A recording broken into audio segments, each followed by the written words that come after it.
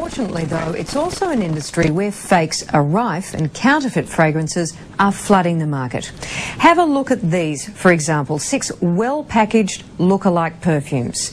Now, we paid only $30 for all of these this morning. Of course, if they were real, we would have paid well over $300. But this counterfeit industry isn't just about being ripped off. There can also be serious side effects from using these fake fragrances because a lot of them are laced with all sorts of questionable ingredients. And Helen Wellings investigates. Hello. Are these the real perfumes here? Factory seconds. Sorry? Factory seconds. Factory seconds, are they? These are illegal. The multi-million-dollar trade in counterfeit perfumes. It's rife worldwide, and Australian authorities are cracking the whip. Here, arrests during a raid by New South Wales Police Crime Command, which uncovered a Sydney warehouse hiding $1 million worth of fragrances destined for the black market, to stock dodgy retailers' shelves, market stalls like this, and online scammers. So were these.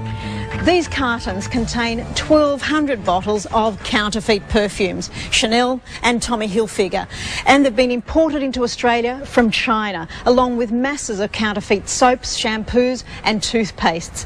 But they won't reach the Australian market because Australian customs have seized the lot, and eventually they'll be destroyed. Australians are some of the biggest perfume spenders in the world.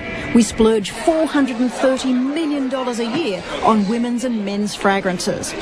But counterfeit imports keep flooding in. It's estimated around 10% of our purchases are knockoffs, blatant, illegal copies of the genuine perfume. Here's the fake here. There we go. That's the fake. You might think it's okay to buy them to save money. But what you're about to see, and our horrifying test discoveries, should convince you to never buy or wear counterfeit perfume. It is quite a different formulation. This one smells like cat urine. Soon, those laboratory results that will shock. We can find these people, we can track them down, and we have investigators who, as I said, work with us full-time throughout the year. Perfume companies are constantly on the warpath to stamp out fakes, says intellectual property lawyer Stephen Stern of Cause Chambers Westgarth. He represents top designer perfume brands, including Gucci, Cartier, Hugo Boss and Louis Vuitton. They own their trademarks, which are registered at the Trademarks Office, so that if you use them, you're infringing their trademark rights. They will often own the registered designs of their bottles, so that if you use the shape of bottle the same as theirs, you will be infringing a registered design. They will own the copyright in their packaging, so that to use that packaging, you'll be infringing their copyright. Factory seconds, are they? Brand owners don't sell factory seconds. That's rubbish. So these are all fake perfumes, the lot of them, selling for around $10, $20, around 1/10 of the normal price, and filled with whatever ingredients they might want to put in them. You wouldn't know. These so-called factory seconds are the ones we ingredient tested against the genuine perfumes. The penalties for supplying counterfeits? With a maximum fine of $50,000 per offence, the total fines could be enormous. And in addition to the fines, you're also facing imprisonment, maximum of 2 years per offence. But what's really sinister? The ringleaders in counterfeit goods, including perfumes, are usually based overseas, with links to organised crimes and terrorism. The first attack in 1993 on the World Trade Center is irrefutable evidence that that was funded by the sale of counterfeits, amongst other things. Secondly, there's also evidence that there was a training manual for Al-Qaeda found in either Pakistan or Afghanistan, which was encouraging recruits to fund themselves by the sale of counterfeits. Alan Rogers owns this legitimate online discount designer perfume shop. We had French perfume wearers Tracy and Karen blind test 2 of the most popular fragrances, Coco Chanel and Red Door, a squirt of the cheap counterfeit version on the left arm. No, that one's gone. Completely gone from me. It smells like cat wee. So how did you The genuine perfumes on their right arms. 2 hours later, the fakes had either disappeared or still smelt vile. The one up here is completely gone. There's nothing there at all. That's the Red Door. Yep, nothing at all. The fake Red Door. Yeah.